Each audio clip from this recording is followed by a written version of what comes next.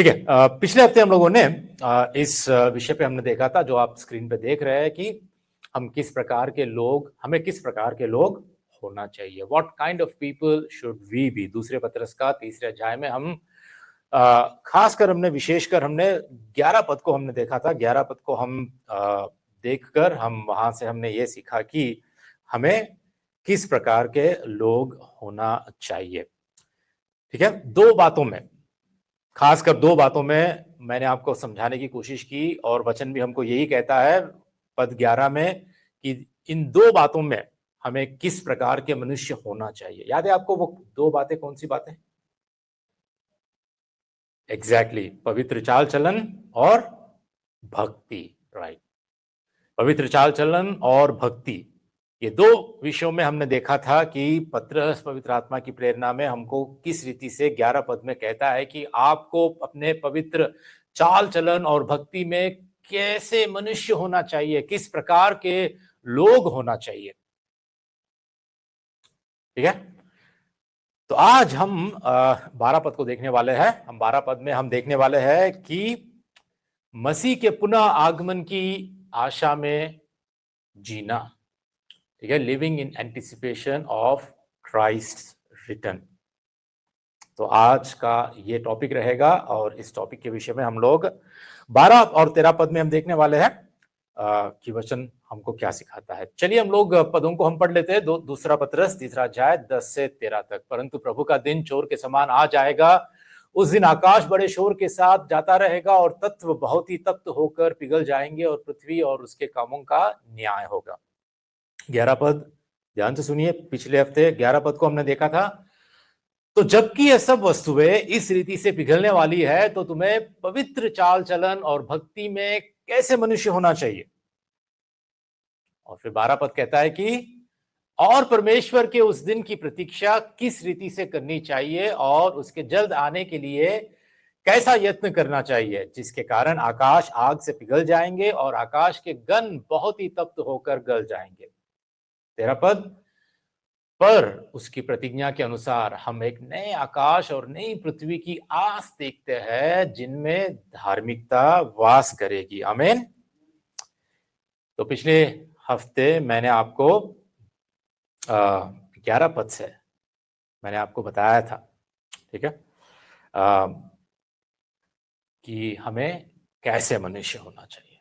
लेकिन साथ साथ मैंने आपको ये भी बात बताई थी कि जो प्रभु का दिन है ना, प्रभु के दिन के हमने कुछ दृष्टिकोण को हमने देखा था। जैसे कि प्रभु का दिन के विषय में हम लोगों ने 3 दृष्टिकोण को, एक था प्री ट्रिबुलेशन रैप्चर, जहां पर कलीसिया, जो महासंकट का काल है, महासंकट के दिन है, उससे पहले ही कलीसिया उठा ली जाएगी। उसके बाद 7 साल का महासंकट का काल आएगा। उसके बाद फिर से दोबारा प्रभु यीशु मसीह का आगमन होगा, और वो अपने संतों के साथ आएगा, और इजराइल के विरोध में जो लड़ाई होगी, जो अरमगदान की लड़ाई होगी, उसमें वो जो संसार के सारे जो देश है, राज्य है, वो इजराइल पर चढ़ाई करेंगे, और तब यीशु मसीह का आना होगा, और इजराइल को हराने के लिए, इजराइल के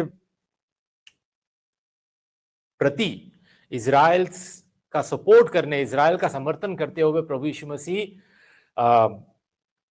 लड़ाई और युद्ध करेगा। और 1000 साल तक, वहां से शुरुआत होती है प्रभु का दिन, और 1000 साल तक इस संसार में, इस धरती पर वो राज्य करेगा। और उसके बाद 1000 साल के बाद न्याय होगा, और न्याय होने के बाद ये जो पृथ्वी है, अब की पृथ्वी जिस पर हम वास कर रहे हैं, ये पृथ्वी, ये आकाश, ये सब कुछ पिघल जाएगा, तप्त पिघल जाएंगे। ठीक है, जो भी वस्तुएं है वो सब कुछ पिघल जाएंगी। सारे तत्व बहुत ही तप्त होकर पिघल जाएंगे, और पृथ्वी और उसके कामों का न्याय होगा। तो ये 1000 वर्ष के बाद उस दिन अंत में ये होने वाला है। तो ये प्री ट्रिबुलेशन रैप्चर का है। वैसे मिड ट्रिबुलेशन जिसको हम कहते हैं, बीच में होगा, ये 3.5 साल महासंकट के काल के बाद वाला 3.5 साल के बाद होगा। फिर हम अंत में देखेंगे कि पोस्ट ट्रिबुलेशन रैप्चर, जहां पर कलीसिया 7 साल के जो महासंकट का काल है उसके अंत में उठा ली जाएगी। रैप्चर जब होगा, और उसी वक्त ये जो दृष्टिकोण वाले का जो बात होती है, इनमें इनका ये मानना होता है कि प्रभु यीशु मसीह का आगमन एक ही बार होगा, मतलब कलीसिया का उठा लिया जाया ना बादलों पर, और उसी वक्त फिर संतों के साथ प्रभु यीशु मसीह इस धरती पर आएगा, जैतून पहाड़ पर, और वहां पर इज़राइल का समर्थन करते हुए अपने दुश्मनों से वो लड़ेगा, और उस दिन प्रभु का दिन शुरू होगा।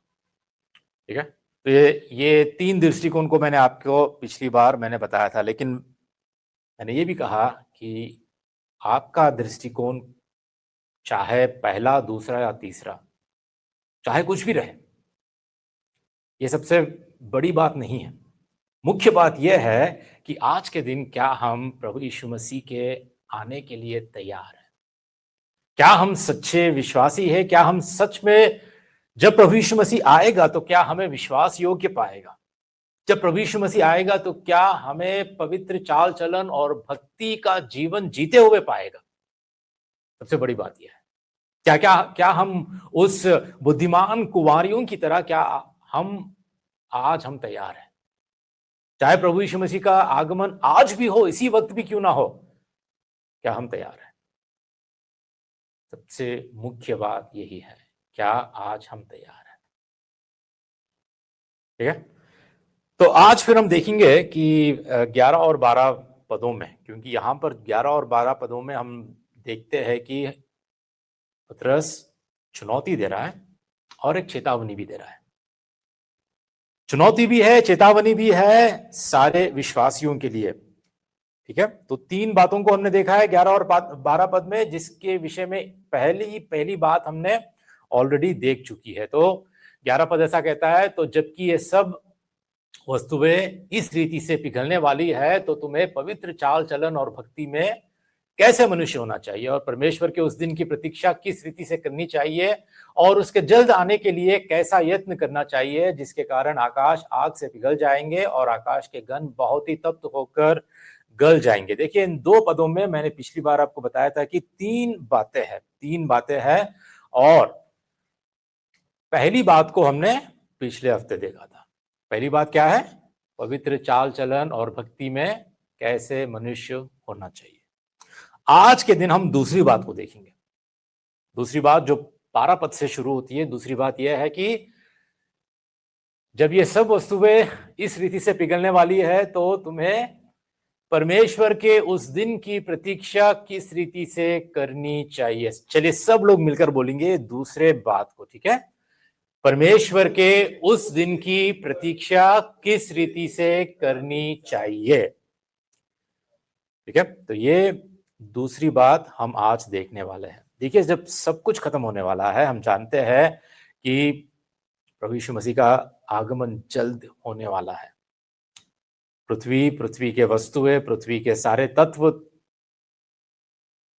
पिघलने वाले हैं, सब कुछ नष्ट होने वाला है। और इस वचन के आधार पर हम ये देखते हैं कि पतरस हमको ये चेतावनी दे रहा है कि अपनी दृष्टि को ऊपर की ओर रखो। जो स्वर्ग में है, जो स्वर्ग से आने वाला है, अपनी दृष्टि को, अपने आंखों को ऊपर की ओर फेर कर ऊपर की ओर देखते रहो, जहां से प्रभु यीशु मसीह आने वाला है। ठीक है, तो यहां पर बात यह है कि आज हमारे जीवन का मकसद क्या है, जबकि ये सब कुछ होने वाला है, हम किस कारण, किसके लिए हम जीवन जी रहे हैं। ठीक है, तो यहां पर जो दूसरी बात है, परमेश्वर के उस दिन की प्रतीक्षा किस रीति से करनी चाहिए। अभी तक हमने प्रभु के दिन के विषय में हमने देखा है। ठीक है, प्रभु का दिन कब आएगा, है ना? उस दिन के विषय में अभी तक मैंने आपको समझाया था, जो तीन दृष्टिकोण है। लेकिन जब हम 12 पद की शुरुआत में हम देखते हैं, तो क्या कहता है वचन? परमेश्वर के उस दिन की प्रतीक्षा, प्रभु का दिन और परमेश्वर का दिन। अंतर को समझने की कोशिश कीजिए आप। यहां पर दो भी एक नहीं है। एक था प्रभु का दिन और एक परमेश्वर का दिन। बात समझ में आ रही है आपको? यहां पर परमेश्वर के उस दिन की प्रतीक्षा, राइट। एक है प्रभु का दिन जो हमने 10 पद में पढ़ा था, अब 12 में हम पढ़ रहे हैं परमेश्वर के उस दिन। प्रभु का दिन अलग है, परमेश्वर का दिन अलग है। ये इसमें दोनों में क्या अंतर है मैं आपको अगले हफ्ते समझाऊंगा, क्योंकि अगले हफ्ते उसके बारे में और थोड़ा सा खुलासा करके मैं तीसरी जो बात है उसके विषय में मैं समझाने वाला हूं। तो इन दोनों में अंतर क्या है मैं आपको अगले हफ्ते बताऊंगा, ठीक है। लेकिन आज के दिन जो दूसरी जो महत्वपूर्ण बात है कि परमेश्वर के उस दिन की जो प्रतीक्षा किस रीति से करनी चाहिए, हम यहां पर आज हम कुछ बातों को हम देखेंगे प्रतीक्षा के विषय में, ठीक है। तो यहां पर जो पद को उपयोग किया गया है, जहां पर हम देखते हैं कि परमेश्वर के उस दिन की प्रतीक्षा किस रीति से करनी चाहिए, जो शब्द का उपयोग किया गया है प्रतीक्षा, ठीक है। प्रतीक्षा का मतलब जिसको हम कहते हैं वेटिंग, इंग्लिश में इसका मतलब होता है वेटिंग या लुकिंग या एंटिसिपेटिंग या लॉन्गिंग, जिसको इब्रानी नहीं, यूनानी में इस प्रतीक्षा के शब्द को फ्रॉस्टोकाओ,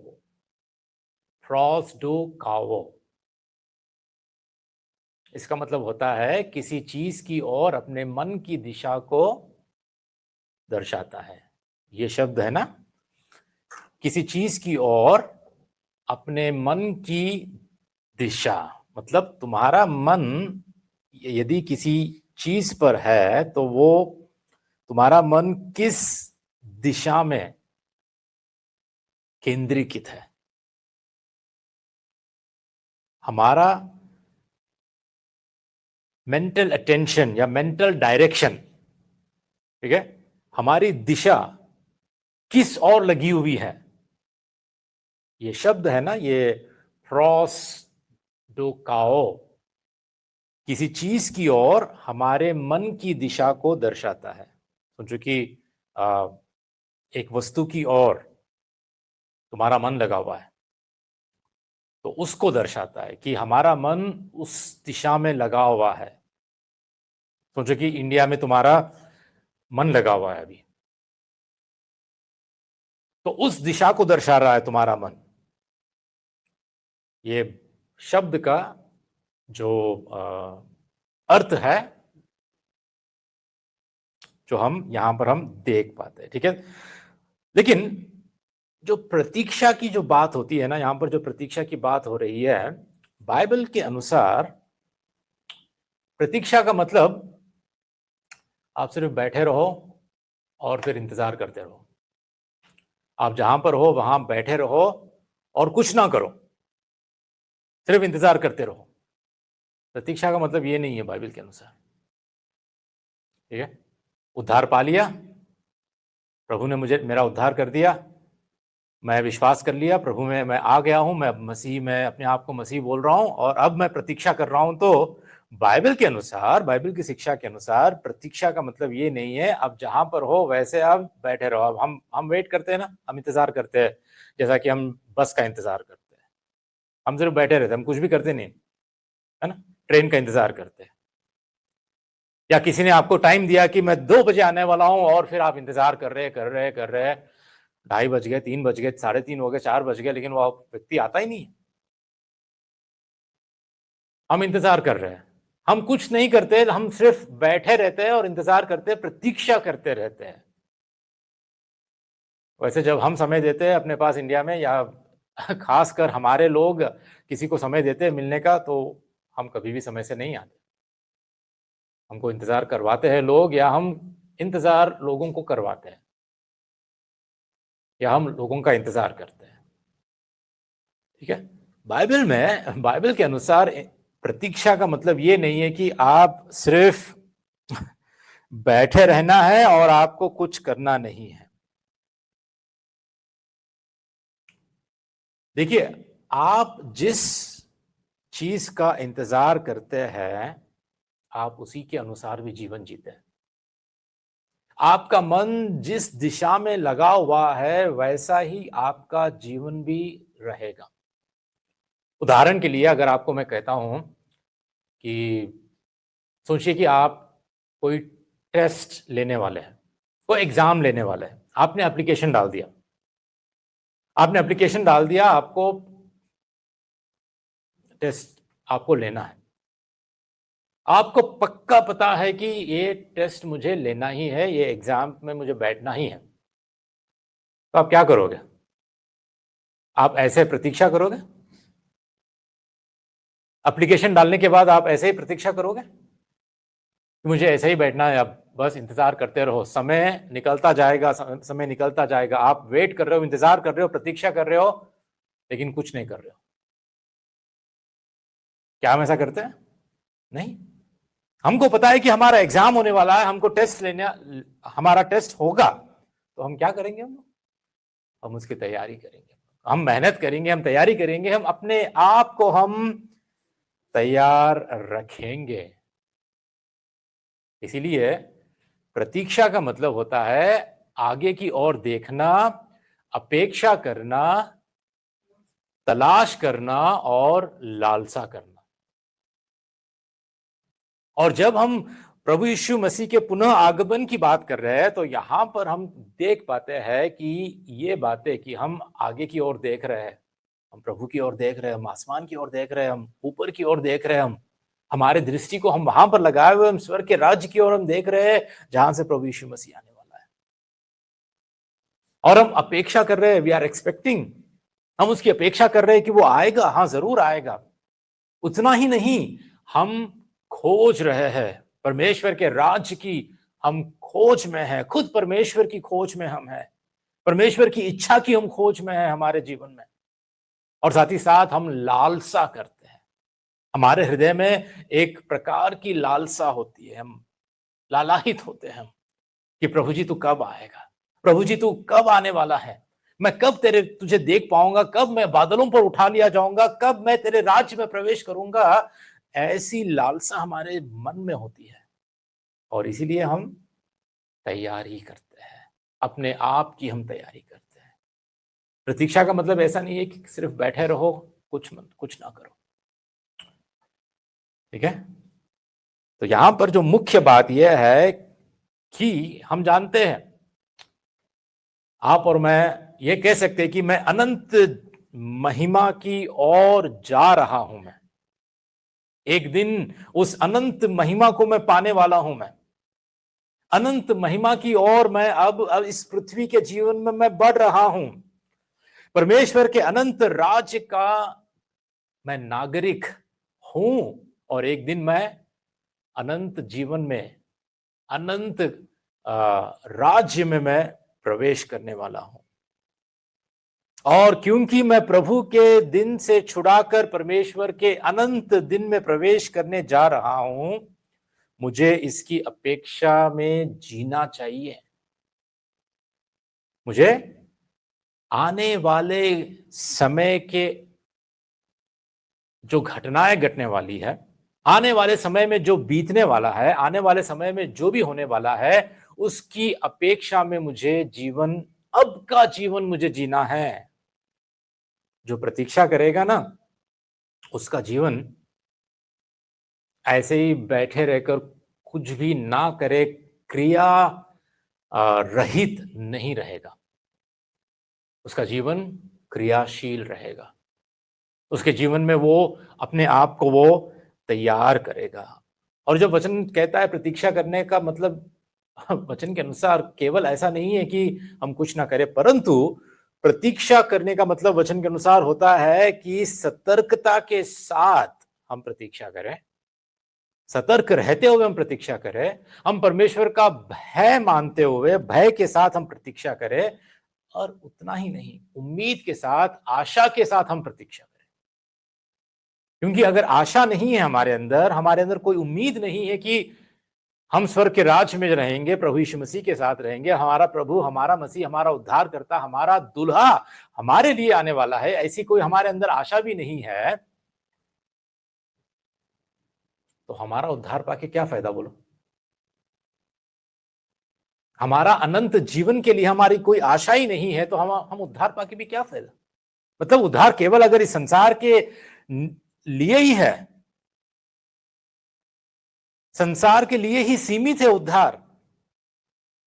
यही के जीवन के लिए अगर सीमित है तो ऐसा उद्धार तो मुझे नहीं चाहिए। आपको चाहिए?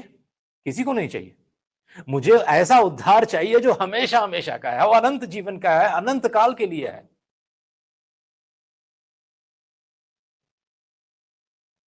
ठीक है, तो आशा और उम्मीद के साथ हम प्रतीक्षा करते हैं, आशा और उम्मीद के साथ। लेकिन पता है आज की जो मसीहत है, आज के जो मसीह लोग हैं जो अपने आप को मसीह कहते हैं, आज के जो विश्वासियों को हम देखते हैं, उनकी प्रतीक्षा किसके लिए है?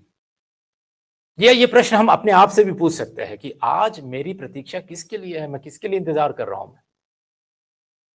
मैं किसकी ओर देख रहा हूं? मैं किसकी तलाश में हूं? मैं किसकी लालसा कर रहा हूं? क्या मैं आज सिर्फ मेरे प्रमोशन की प्रतीक्षा कर रहा हूं कि कब मेरा बेसिक बढ़ेगा, कब मेरा इंक्रीमेंट बढ़ेगा, कब मेरा बोनस आएगा? या मैं अपनी शादी के लिए मैं प्रतीक्षा कर रहा हूं और सोचता हूं कि मेरी शादी अगर हो जाए तो सब कुछ ठीक हो जाएगा? या जो शादीशुदा है वो अपने परिवार या अपने बच्चों के लिए प्रतीक्षा कर रहे हैं? या धन दौलत के लिए हम प्रतीक्षा कर रहे हैं, या कुछ ऐसे चमत्कार के लिए हम प्रतीक्षा कर रहे हैं? आज हमारी प्रतीक्षा किसके लिए है? उस प्रकट होने वाली महिमा के लिए हम प्रतीक्षा कर रहे हैं, उस प्रकट होने वाले प्रभु यीशु मसीह उद्धारकर्ता के लिए हम प्रतीक्षा कर रहे हैं आज, या कब मेरा बैंक बैलेंस बढ़ जाएगा, या कब मेरा घर बन जाएगा, कब मेरी गाड़ी मैं खरीद लूंगा, या कब मैं सेटल हो जाऊंगा लाइफ में, मैं कब सेटल हो जाऊंगा, मैं लाइफ मेरी कब बन जाएगी? जो वस्तुएं मैं खरीदना चाहता हूं, जो मोबाइल में खरीदना चाहता हूं, या कुछ कपड़े खरीदना चाहता हूं, या कुछ भी है, क्या हम इसकी प्रतीक्षा कर रहे हैं? या मान सम्मान की हम प्रतीक्षा कर रहे हैं कि कब मुझे मान मिलेगा, सम्मान मिलेगा, कब लोग मेरी प्रशंसा करेंगे, मैं कब पॉपुलर हो जाऊंगा, कब मैं बड़ा आदमी बन जाऊंगा? इस बात की हम प्रतीक्षा कर रहे हैं। क्या सच में हमारे मन में ऐसी तलाश है, ऐसी खोज है? क्या सच में हम परमेश्वर के उस आगमन के लिए, प्रभु यीशु मसीह के उस पुनः आगमन की आशा हमारे अंदर है कि हम प्रतीक्षा कर रहे हैं, प्रभु जी मेरा दुल्हा, मेरा प्रभु जी, मेरा प्रेमी कब आएगा? इस कारण नहीं कि मैं इस संसार से बहुत थक गया हूं, या संसार से मैं बहुत नफरत करता हूं, संसार से मैं बहुत मतलब हारा हुआ हूं मैं, इसीलिए प्रभु जी अब आजा, तू मुझे ले चले जा, अब मैं थक गया हूं, अब मैं यहां जीना नहीं चाहता हूं, या तो मैं खुदकुशी कर लूंगा या फिर तू आकर मुझे ले चले जा। जिंदगी से हार कर थोड़े लोग ऐसे भी प्रतीक्षा करने वाले होते हैं कि बस अब मैं हार गया हूं, अब मैं जीवन नहीं जीऊंगा मैं, प्रभु जी तू आजा।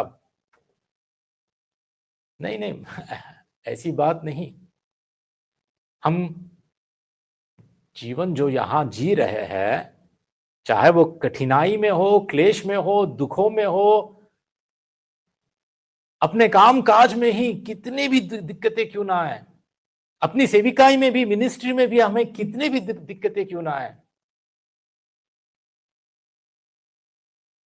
क्या हम ऐसा जीवन जीते हुए भी हम ये कहते हैं कि प्रभु जी मुझे तेरे आगमन का इंतजार है? मैं इसलिए इस संसार को छोड़ना नहीं चाहता कि मैं दुखों से विमुक्त हो जाऊं, मैं तकलीफों से, इन क्लेशों से मैं छुटकारा पा लूं।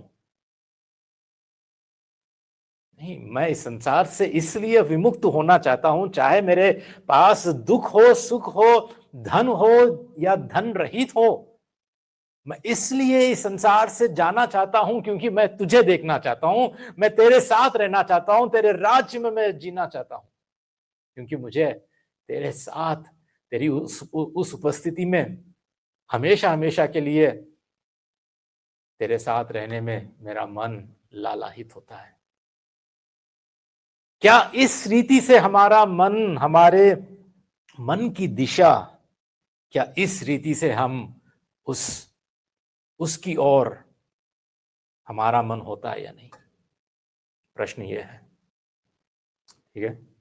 तो आज हम किस लिए इंतजार कर रहे हैं, किसकी प्रतीक्षा में हम हैं? संसार के सुख भोग या संसार के वस्तु, या हम प्रभु यीशु मसीह के आगमन के लिए हम लोग इंतजार कर रहे हैं? देखिए, पिछली बार मैंने आपको एक वचन मैंने आपको बताया था कि परमेश्वर किस विषय में विलंब करता है। Exactly, right. परमेश्वर कोप करने में, क्रोधित होने में वो विलंब करता है। उस वचन को मैं आपके आगे फिर से एक बार रखना चाहता हूं, जहां पर हमको यशायाह का 30 का 18 में हमको ये कहता है कि तो भी यहोवा इसलिए विलंब करता है कि तुम पर अनुग्रह करे, और इसलिए ऊंचे उठेगा कि तुम पर दया करे, है ना। वो अपने क्रोध के विषय में, अपने कोप के विषय में वो विलंब करता है, और इस कारण करता है कि वो तुम पर अनुग्रह करे, और वो ऊंचा उठता है वो तुम पर दया करने के लिए, क्योंकि यहोवा न्यायी परमेश्वर है। समझिए यहां पर, क्योंकि यहोवा न्यायी परमेश्वर है, क्या ही धन्य है वे जो उस पर आशा लगाए रहते हैं। धन्यता की बात यहां पर, आशीष की बात यहां पर, वही इंसान, वही सच्चा भक्त है, वही सच्चा आशीष पाया हुआ विश्वासी है जो उस पर आशा लगाए हुए रहता है। अपने खुद पर नहीं, अपने लोगों पर नहीं, अपने परिवार पर नहीं, अपने पति पत्नी बच्चे माँ बाप पर नहीं, अपने भाई बहनों पर नहीं, अपने बैंक बैलेंस पर नहीं, अपने पैसे पर नहीं, अपनी धन संपत्ति पर नहीं, अपने मकान, अपनी गाड़ी या अपने लोगों पर नहीं, अपने खुद के बल पर नहीं, परंतु उसकी आशा किस पर है? परमेश्वर पर है। आज लोग आशीष किसको कहते हैं पता है? परमेश्वर ने आपको ब्लेस किया, अरे वाह, आपके पास इतना बड़ा मकान है, इतनी बड़ी गाड़ी है, परमेश्वर ने आपको इतना ब्लेस किया, आपके इतने अच्छे बच्चे हैं, आपके पास सब कुछ है। हाँ बिल्कुल, ये परमेश्वर की दया ही है, परमेश्वर का आशीष है, मैं मना नहीं कर रहा हूं। लेकिन जो सच्ची धन्यता, जो सच्चे धन्य लोग, यहां पर वचन क्या कहता है? धन्य है वे जो उस पर आशा लगाए रहते हैं। तो परमेश्वर पर हमारी आशा है, धन दौलत पाने के लिए नहीं। इसी वचन को हम ऐसे भी सुन सकते हैं और ऐसे ही झूठे प्रचार भी हम कर सकते हैं कि धन्य है वे जो उस पर आशा लगाए रहते हैं, ताकि परमेश्वर उनकी नौकरी में उनकी मदद कर दे या और कुछ उनको आशीष दे दे। लेकिन हमारी आशा कहां पर है? परमेश्वर न्यायी है, क्योंकि परमेश्वर न्यायी है, वो एक दिन न्याय करने आने वाला है, और जिस दिन वो न्याय करेगा, हमारी ये आशा है कि हमें दंड से बचा लिया जाएगा। हम अब दंड के लायक नहीं है, हम दंड से छुड़ा लिए गए हैं। हमारी आशा परमेश्वर पर है। देखिए, पिछले हफ्ते जब मैं वचन को बांट रहा था, मैंने आपको यह बताया था कि हमको किस प्रकार के लोग होना चाहिए, है ना। पद 11 से हमने देखा था कि हमें किस प्रकार के लोग, मतलब पवित्र चाल चलन और भक्ति में हमें किस प्रकार के लोग होना चाहिए। पता है, इसी बात को प्रभु यीशु मसीह भी, जो पत्रस हमको 11 पद में लिखता है ना, उसी बात को प्रभु यीशु मसीह ने क्या कहा, एक बार आपको मैं बताना चाहता हूं। लूका का 12 अध्याय का 35 और 36 ऐसा लिखता है प्रभु का वचन, तुम्हारी कमर बंधी रहे और तुम्हारे दिए जलते रहे, और तुम उन मनुष्यों के समान बनो जो अपने स्वामी की प्रतीक्षा कर रहे हो कि वह विवाह से कब लौटेगा, कि जब वह आकर द्वार खटखटाए तो तुरंत उसके लिए खोल दे। तो पिछली बार हमने ये देखा था कि हमें कैसे मनुष्य होना चाहिए। यहां पर प्रभु यीशु मसीह भी लूका के 12 में ये कह रहा है, तुम उन मनुष्यों के समान बनो। तुम्हें कैसे मनुष्य होना चाहिए? उन मनुष्यों के समान जो अपने स्वामी की प्रतीक्षा कर रहे हैं। पता है, यहां पर आप गौर से देखो, इस वचन को गौर से देखो, ये लोग प्रतीक्षा कर रहे हैं, क्या ये खाली है? यहां पर वचन ऐसे शुरुआत होती है कि तुम्हारी कमर बंधी रहे और तुम्हारे दिए जलते रहे। ये लोग खाली नहीं है, यहां पर खाली बैठकर अपना समय गवा नहीं रहे। ये लोग ये अपने अपने कमर को बांध कर रखे हैं, अपने अपने दिए को जला कर रखे हैं। इसका मतलब क्या है? ये लोग तैयार है। प्रभु जी अगर अभी आए तो मैं तैयार हूं, मैं तैयार हूं। मैं अपने कमर को बांध कर, मैं अपने अब काम के लिए, जो कमर बांध कर कमर कसकर काम करते हैं ना, ये बात वही है। तुम दिया कब जलाते हो? तुम दिया तुम्हारा हर वक्त अगर जल रहा है, इसका मतलब यह है कि तुम रोशनी में चल रहे हो, तुम अंधकार में नहीं हो। तुम अंधकार में नहीं है तुम्हारा जीवन, तुम परमेश्वर की रोशनी में चल रहे हो। अपने दिए को तुम जला कर रख रहे हो। मतलब कभी भी प्रभु आए मैं तैयार हूं। प्रभु जी तू कभी भी आए मैं तैयार हूं। हमने देखा था कि प्रभु का आगमन कैसे होगा? चोर के समान। और यदि हम दिया जलाकर रखते हैं रात को भी, चाहे वो दिन हो या रात हो, हमेशा अगर हमारा दिया जलता रहेगा, इसका मतलब क्या है? कि हम हमेशा तैयार हैं। हम लोग हमेशा तैयार हैं। तुम्हारी कमर बंधी रहे और तुम्हारे दिए जलते रहे। ऐसे मनुष्यों की तरह तुम बनो जो अपने स्वामी की प्रतीक्षा कर रहे हैं। ये लोग खाली नहीं है। और यही बात पतरस अपने पहली पत्री में भी यही बात कहता है, जहां पर पतरस कहता है कि 1:13 में, इस कारण अपनी अपनी बुद्धि की कमर बांधकर, देख रहे हैं आप, अपने अपने बुद्धि की कमर बांधकर और सचेत रहकर उस अनुग्रह की पूरी आशा रखो जो यीशु मसीह के प्रकट होने के समय तुम्हें मिलने वाला है।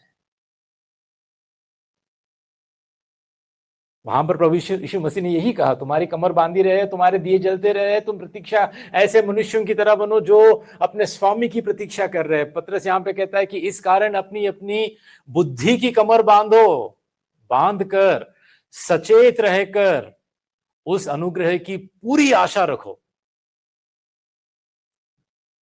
जो यीशु मसीह के प्रकट होने के समय तुम्हें मिलने वाला है।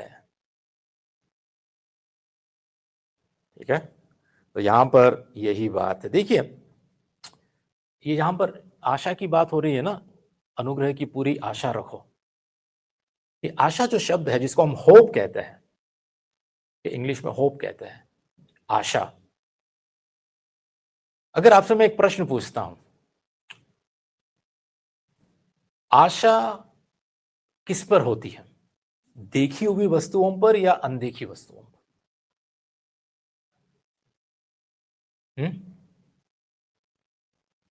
देखी हुई वस्तुओं पर या अनदेखी वस्तुओं पर? सोच के बोलना।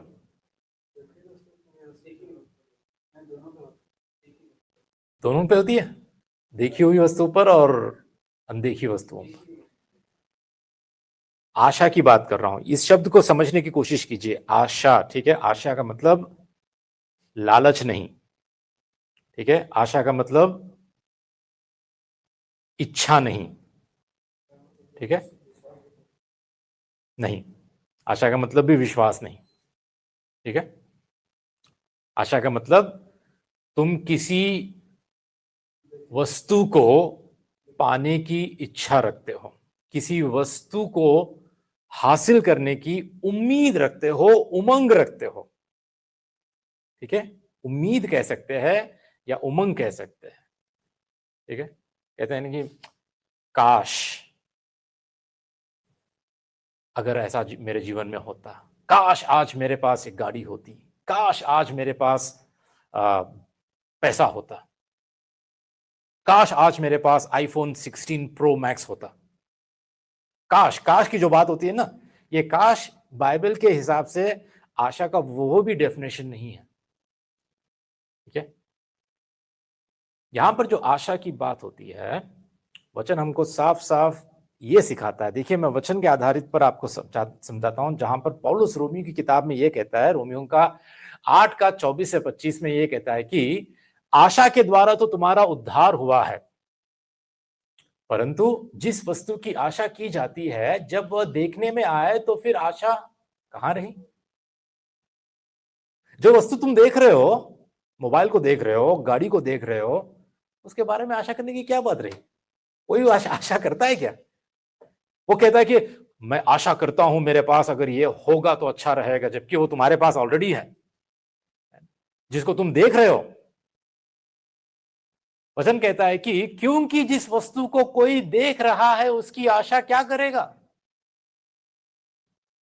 परंतु जिस वस्तु को हम नहीं देखते यदि उसकी आशा रखते हैं तो धीरज से उसकी प्रतीक्षा भी हम करते हैं। आशा अनदेखी वस्तुओं के लिए की जाती है, देखी हुई वस्तुओं के लिए नहीं। जो हमको दिख रहा है, जो हमारे पास ऑलरेडी है, जो हम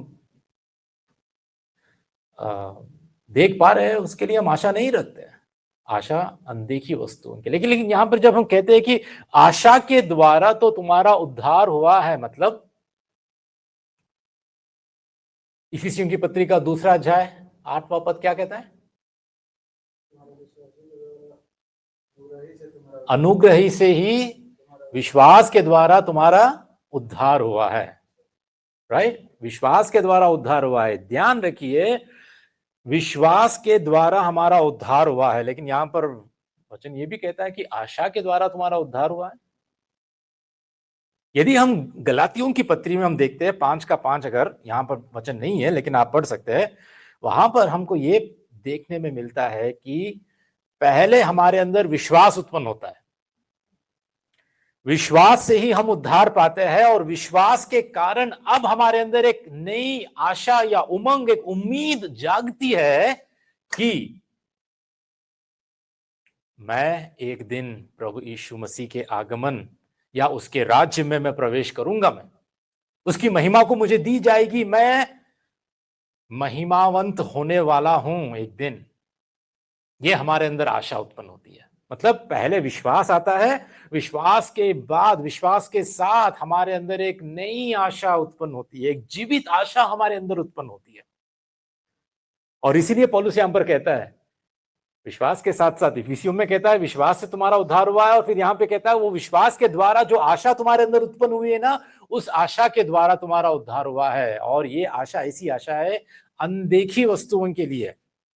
और पिछली बार मैंने आपको बताया था कि बाइबल में हमको ये सिखाता है, बाइबल हमको ये सिखाती है कि एक विश्वासी इस संसार में, ऐसे भ्रष्ट और ऐसे पापमय, पाप से भरी हुए इस संसार में केवल और केवल विश्वासी को ही पता है कि कैसे जीवन जीना है।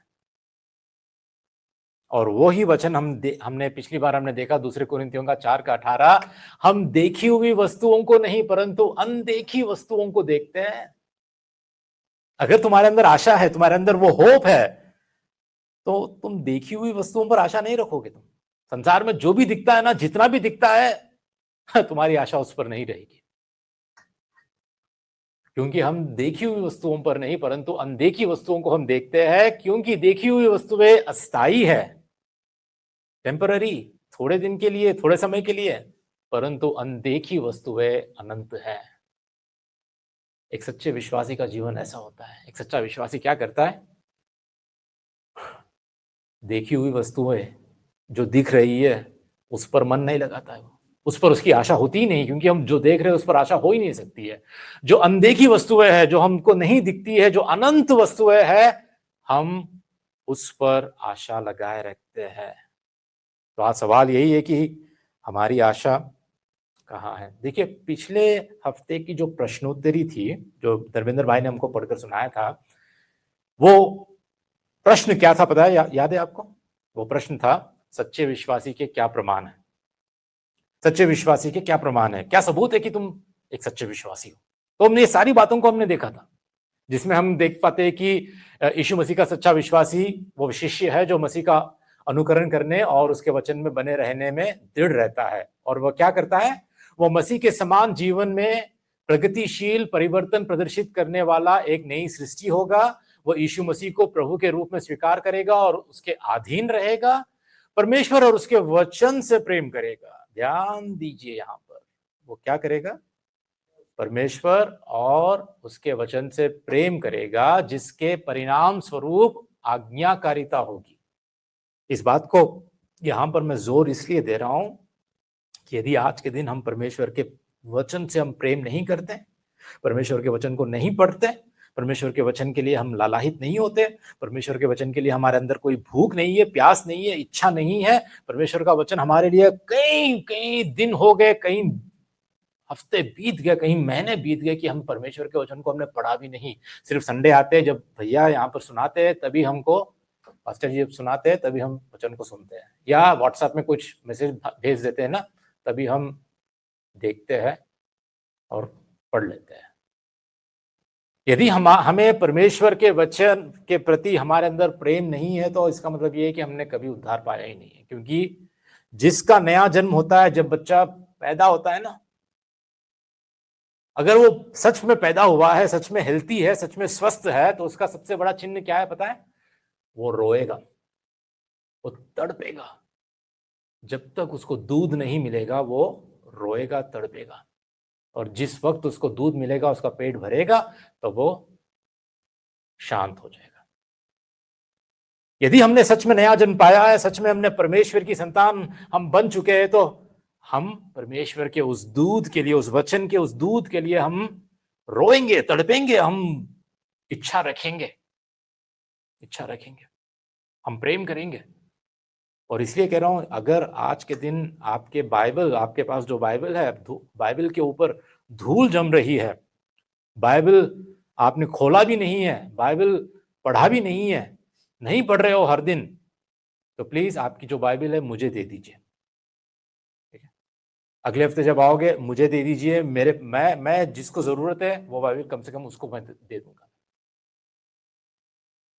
सच्चे विश्वासी के प्रमाण और भी हम देख पाते हैं, जहां पर यह कहता है कि आदतन पाप में नहीं जिएगा वो, पाप उसके लिए आदत के समान नहीं होगा, पाप का अभ्यास करते हुए नहीं जिएगा वो, भले ही वो इस जीवन काल में पाप रहित पूर्णता प्राप्त ना करे। और फिर अन्य विश्वासियों से वो प्रेम करेगा, संसार से प्रेम नहीं करेगा, जीवन की कठिनाइयों के बावजूद अंत तक अपने विश्वास में टिका रहेगा। ये सारे प्रमाण हमने देखे थे, मैं ये मुख्य बातों को यहां पर मैंने रखा है। इसके अलावा बहुत सारे प्रमाण हम देख पाते हैं परमेश्वर के वचन में, लेकिन आज जिस बात को मैंने आपके आगे रखा है, उस बात के आधार पर मैं और एक प्रमाण को मैं आपके आगे रखना चाहता हूं, और वो यह है कि एक सच्चा विश्वासी सतर्कता से प्रतीक्षा करेगा,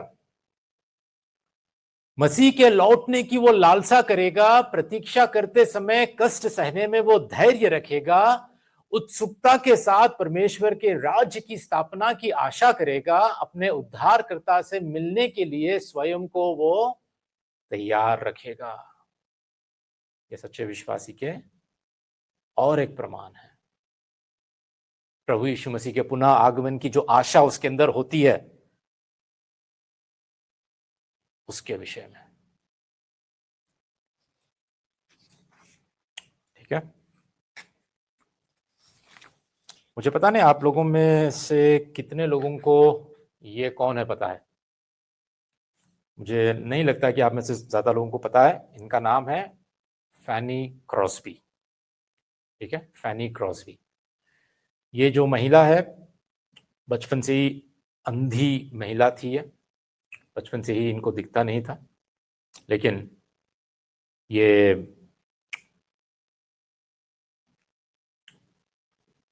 गीतों को, गानों को, भजन को ये लिखा करती थी, मसीही गीतों को, भजन की लेखक थी। एक कवि, जिसको हम कवि कहते हैं ना, पोएट, वो एक कवि भी थी, और मिशन की कार्यकर्ता भी थी।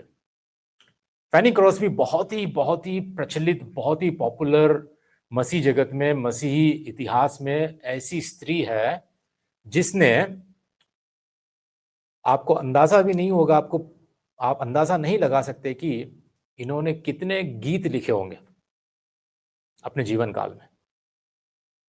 कोई बता सकते हैं? गेस कीजिए, कितने गीत इन्होंने लिखे? कोई व्यक्ति अपने जीवन काल में कितने गीत लिख सकता है?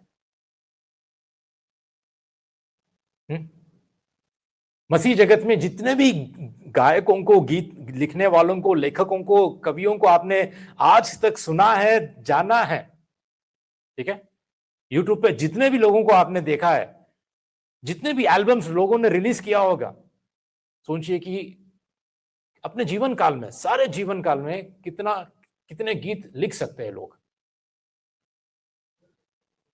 100, 200, 200 गीत। कोई पता है तुमको 200 गीत लिखने वाला आज की डेट में?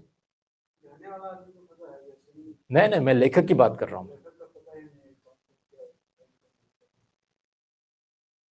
हमको ये भी आज की डेट पे इतना भी पता नहीं कि कौन है जो कम से कम 100-200 लेख लिखा होगा या गीत लिखा होगा।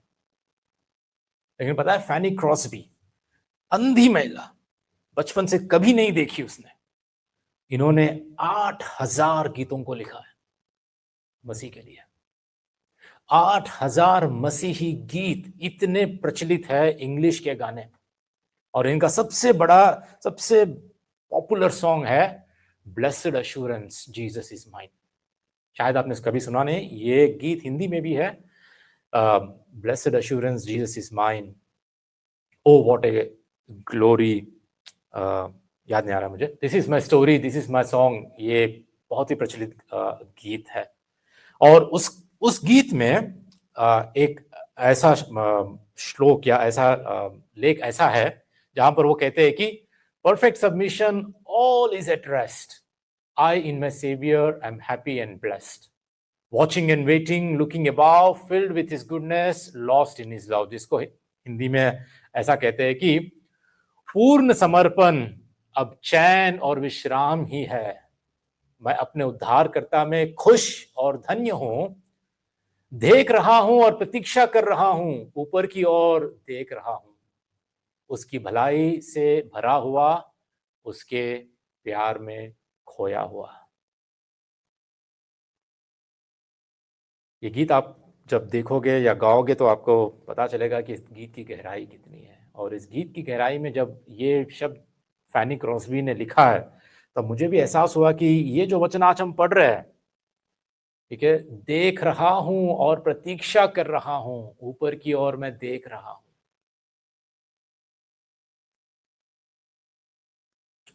अंत में एक बात कह के मैं समाप्त करना चाहता हूं। जॉन पेपर ऐसा कहते हैं, जॉन पेपर ऐसा कहते हैं कि क्या हम मसीह के आने का बेसब्री से इंतजार कर रहे हैं, या क्या हम चाहते हैं कि वह तब तक इंतजार करे जब तक दुनिया के साथ हमारा प्रेम संबंध खत्म ना हो जाए? सोच रहे आप? प्रश्न यह है कि क्या हम मसीह के आने का बेसब्री से इंतजार कर रहे हैं, या फिर हम ये चाहते हैं कि प्रभु जी तुम अभी मत आ, तो और थोड़ा इंतजार कर, जब तक ना मैं अपने संसार से, जो मेरा संसार से लगाव है, प्रेम संबंध है, जब तक ये टूट ना जाता है, जब तक ये पूरा ना हो जाता है, जब तक ये खत्म ना हो जाए, प्रभु जी तू अभी मत आ। जब अंत में जब समय हो जाता है ना, जब मैं बूढ़ा हो जाऊंगा, या तब ऐसा समय आ जाएगा कि अब संसार पर मेरा मन नहीं लगता है, बूढ़ा हो गया, मैं कुछ नहीं कर पाऊंगा, या पैसा नहीं है, मैं कुछ एंजॉय नहीं कर पाऊंगा, तब जब मेरा ये संसार से मन पूरी तरह से हट जाएगा ना, तब आना, तब मैं तैयार रहूंगा। तो ये कहते हैं कि यही वह सवाल है जो हमारे विश्वास की प्रामाणिकता को परखता है। यही एक सवाल है कि क्या हम आज बेसब्री से प्रभु का इंतजार कर रहे हैं। इसलिए नहीं कि बहुत सारे कष्ट और क्लेश है, इसलिए नहीं कि संसार से मैं नफरत करके मैं संसार को छोड़ना चाहता हूं, मैं थक चुका हूं, नहीं नहीं नहीं, इसलिए कि प्रभु जी मैं तुझे देखना चाहता हूं, तेरे साथ रहना चाहता हूं, तेरी उपस्थिति में, तेरी संगति में तुझे मैं आमने सामने अपने आंखों से मैं तुझे देखना चाहता हूं। अरे क्या ऐसा दिन रहेगा वो, क्या ही धन्य होगी मेरी आंखें, क्या ही धन्य होगा मेरा जीवन की जब मैं प्रभु जी को मैं आगे अपने सान में मैं देखूंगा, उससे गले लगूंगा, उससे मिलूंगा, उसके साथ में रहूंगा। क्या ऐसे बेसब्री से हमें प्रभु का इंतजार है? यही अपने विश्वास की प्रामाणिकता को परखता है ये। ठीक है, भले ही हम जितना भी हम अपने कामों में व्यस्त क्यों ना रहे, जितना भी हम अपने अपने परिवार के पालन पोषण या अपने काम में या अपने सेविकाएं में जहां पर भी हम जितना भी हम क्यों ना व्यस्त रहे, हमारा मन हमेशा उसकी ओर लगे रहना चाहिए। हमारी दृष्टि हमेशा आसमान की ओर, स्वर्ग की ओर होनी चाहिए, जहां हम ये कहते हैं कि प्रभु जी, तेरे आने का की आशा मेरे अंदर है और बेसब्री से तेरे लिए मेरा इंतजार है। ठीक है, चलिए प्रभु हमारी मदद और सहायता करे। हम खड़े होकर प्रार्थना करके समाप्त करें।